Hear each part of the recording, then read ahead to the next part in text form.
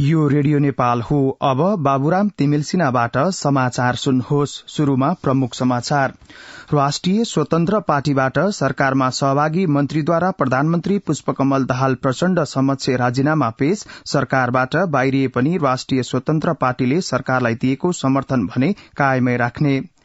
सत्ता सहयात्री दलहरूको एकतालाई जसरी पनि बचाउने प्रधानमन्त्री पुष्पकमल दाहाल प्रचण्डको प्रतिबद्धता।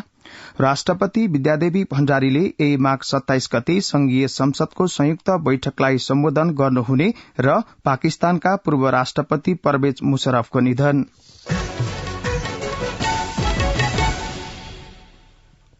अब समाचार विस्तारमा। राष्ट्रिय स्वतन्त्र पार्टी सरकारबाट बाहिरिएको छ।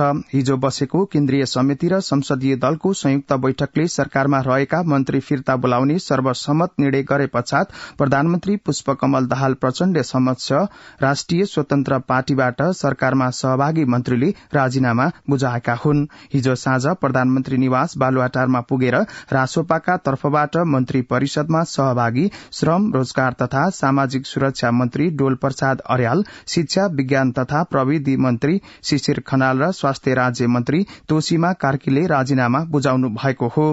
रासोपाले सरकारलाई दिएको समर्थन भने यथावत राखेको छ। प्रधानमन्त्री पुष्पकमल दाहाल प्रचण्डले सत्ता सहयात्री दलहरूको एकतालाई जसरी पनि बचाउने बताउनु भएको छ। प्रतिनिधि सभाको हिजोको बैठकबाट बाहिरिने क्रममा संचारकर्मीलाई प्रतिक्रिया दिनुहुँदै प्रधानमन्त्री प्रचण्डले सत्ता सहयात्री दललाई एकताबद्ध बनाएर लैजाने बताउनुभयो। प्रधानमन्त्री प्रचण्डले सत्ता साझेदार दलहरू बीचको एकतालाई जसरी पनि बचाउनुपर्छ भन्ने आफ्नो कोशिश रहेको भन्नुहुँदै राष्ट्रिय स्वतन्त्र पार्टीसँग फेरि कुरा गर्ने बताउनु प्रधानमन्त्री तथा नेकपा माओवादी केन्द्रका अध्यक्ष पुष्पकमल दाहाल प्रचण्डले नेपालका सच्चा कम्युनिष्टहरू फेरि ध्रुवीकरण र एकताको प्रक्रियामा आउने बताउनु भएको छ। हिजो बेलुका विभिन्न देशका कम्युनिष्ट, वामपन्थी तथा समाजवादी पार्टीका प्रतिनिधिहरूसँगको भेटमा प्रधानमन्त्रीले सो कुरा बताउनु भएको हो। भेटमा प्रधानमन्त्री दाहालले नेपालको कम्युनिष्ट आन्दोलन उतार चढ़ावका बीच अगाडि बढ़ेको बताउँदै सच्चा कम्युनिष्टहरूको एकताका निम्ति आफूले पहल गरिरहेको बताउनुभयो। राष्ट्रपति विद्यादेवी भण्डारीले यही माघ 27 गते शुक्रबार संघीय संसदको संयुक्त बैठकलाई सम्बोधन गर्नुहुने भएको छ। प्रतिनिधि सभाको हिजोको बैठकमा सभामुख देवराज घिमिरेले माघ 27 गते शुक्रबारको दिन 3 बजे प्रतिनिधि सभा र राष्ट्रिय सभाको संयुक्त बैठकलाई सम्बोधन गर्ने कार्यक्रम रहेको जानकारी दिनुभयो। सभामुख घिमिरेले राष्ट्रपतिले सम्बोधन गर्ने बैठकमा तोकिएको पोशाक लगाएर निर्धारित समयमा दिउँसो 3 बजे भन्दा अगाडि नै उपस्थित हुन सांसदहरूलाई अनुरोध समेत गर्नुभयो। नेपालको संविधानको धारा 95 मा राष्ट्रपतिले संघीय संसदको कुनै एक सदन वा दुवै सदनको संयुक्त बैठकलाई सम्बोधन गर्न र त्यसका लागि सांसदहरूको उपस्थितिका लागि आह्वान गर्न सक्ने व्यवस्था रहेको छ। यस्तै संविधानमा राष्ट्रपतिले प्रतिनिधि सभाको निर्वाचन पछिको पहिलो अधिवेशन र प्रत्येक वर्षको पहिलो अधिवेशन प्रारम्भ भएपछि संघीय संसदको दुवै सदनको संयुक्त बैठकलाई सम्बोधन गर्ने व्यवस्था रहेको छ। राष्ट्रिय सभाको उपाध्यक्षका लागि नेकपा माओवादी केन्द्रका सांसद उर्मिला अर्यालले मनोनयन दर्ता गराउनु भएको छ। संघीय संसद भवन नयाँ बानेश्वरको लोसे हलमा स्थापना गरिएको केन्द्रमा पुगेर उहाँले हिजो आफ्नो उम्मेद्वारी दर्ता गराउनु भएको हो। अर्यालको प्रस्तावकमा राष्ट्रिय सभामा नेकपा माओवादीका केन्द्रका संसदीय दलका नेता नारायण काजी श्रेष्ठ हुनुहुन्छ भने समर्थकमा नेकपा एमालेका सांसद देवेन्द्र दाहाल र सांसद खिमलाल देवकोटा हुनुहुन्छ। उपप्रधान एवं अर्थमन्त्री विष्णु प्रसाद पौडेलले प्रेस स्वतन्त्रता र संचार क्षेत्रको समस्या समाधानमा सरकार प्रतिबद्ध रहेको बताउनु भएको छ। प्रेस चौतारी नेपालको 25औं वार्षिक उत्सवको अवसरमा हिजो आयोजित कार्यक्रममा उपप्रधानमन्त्री पौडेलले पत्रकार बीमा, न्यूनतम पारिश्रमिक, संचार प्रतिष्ठान र दुर्घटना बीमा लगायतका मुद्दामा सरकार सकारात्मक रहेको बताउनुभयो। उहाँले सरकारी अस्पतालमा पत्रकारको निशुल्क स्वास्थ्य उपचारलाई कार्यान्वयनका लागि अघि बढ़ाउने बताउनुभयो। यसैबीच प्रेस चौतारी नेपालले स्थापना दिवसका अवसरमा विभिन्न 6 विधामा पुरस्कार पनि प्रदान गरेको छ। संचार तथा सूचना प्रविधि मन्त्री रेखा शर्माले आधुनिक प्रविधिको उच्चतम प्रयोग गर्दै नेपाल टेलिकमले प्रदान गर्दै आएको सेवालाई भरपर्दो र गुणस्तरीय बनाउन निर्देशन दिनु भएको छ। नेपाल टेलिकमको 19औं वार्षिक उत्सवको अवसरमा हिजो काठमाडौँमा आयोजित कार्यक्रममा मन्त्री शर्माले प्रविधिको विकास, उपभोक्ताको चाहना र बजारको मागलाई दृष्टिगत गरी सेवालाई सर्वसुलभ र प्रभावकारी बनाउनु पर्नेमा जोड़ दिनुभयो। मन्त्री शर्माले सरकारको स्वामित्वमा रहेको संस्थाले सरकारको सोच र लक्ष्यलाई पूरा गर्ने र मुलुकका सुगमदेखि दुर्गमसम्म नाफारहित सेवा उपलब्ध गराउने जिम्मेवारी नेपाल टेलिकमको भएको बताउनुभयो। रेडियो नेपालबाट अहिले सुन्दै हुनुहुन्छ बिहान 9 बजेको समाचार। अब केही बेर विज्ञापन र सन्देश। ड्याडी इन्डिया जाने, मम्मी चाइना जाने, दुवैजना फेसबुक र भाइबरमा 0। अनि हामीले कसरी कन्ट्याक्ट गर्ने? तिमीहरू फेसबुक र भाइबरमा हिरो भएर के गर्ने? नेपाल टेलिकमले ल्याएको सेवा सुविधाको बारेमा 0 रहेछौ।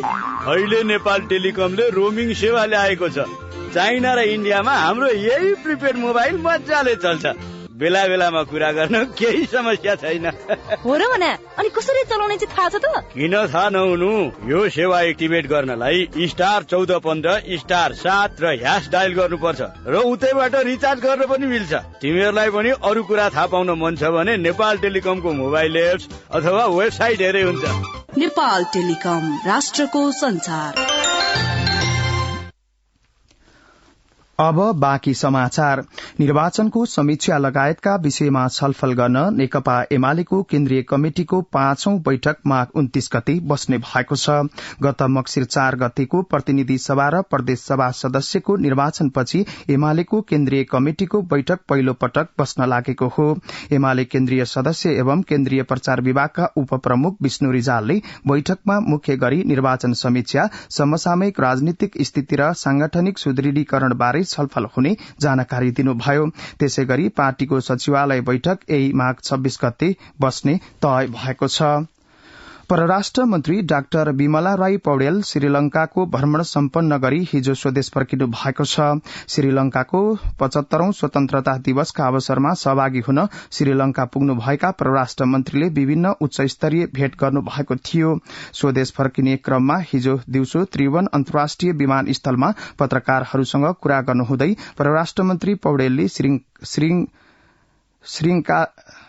श्रीलंकाली राष्ट्रपति रणिल विक्रमासिंघे र प्रधानमन्त्री दिनेश गुणवर्धनेसँग शिष्टाचार भेटवार्ता गरी दुई देश बीचको आपसी हित र चासोका विविध विषयमा छलफल भएको जानकारी दिनुभयो। नेपाल राष्ट्र बैंकका संस्थापक गवर्नर हिमालयन शमशेर राणाको निधन भएको छ। पूर्व गवर्नर राणाको 95 वर्षको उमेरमा हिजो बिहान काठमाडौँको थापाथली स्थित निवासमा निधन भएको उहाँका छोरा अमर शमशेर राणाले जानकारी दिनुभयो। प्रधानमन्त्री पुष्पकमल दाहाल प्रचण्डले नेपाल राष्ट्र बैंकका प्रथम गवर्नर हिमालय शमशेर राणाको निधनप्रति गहिरो दुःख व्यक्त गर्दै उहाँप्रति श्रद्धाञ्जली अर्पण गर्नु भएको छ। प्रधानमन्त्रीले शोक सन्तप्त परिवारप्रति शुभेच्छा प्रकट गर्नु भएको छ। अब अन्तर्राष्ट्रिय समाचार। युक्रेनले यही फेब्रुअरी महिनाको अन्त्यतिर भीषण रूसी आक्रमण हुने आकलन गरेको छ। राजीनामापछि आफ्नो अन्तिम पत्रकार सम्मेलनमा बोल्नुहुँदै रक्षा मन्त्री ओलेस्की रेजनिकोवले सो समय पश्चिमा राष्ट्रहरूले दिने हात हतियार पूर्ण मात्रामा आइपुग्ने देखिए पनि रूसी आक्रमण थेग्न युक्रेनसँग पर्याप्त हात हतियार रहेको बताउनुभयो।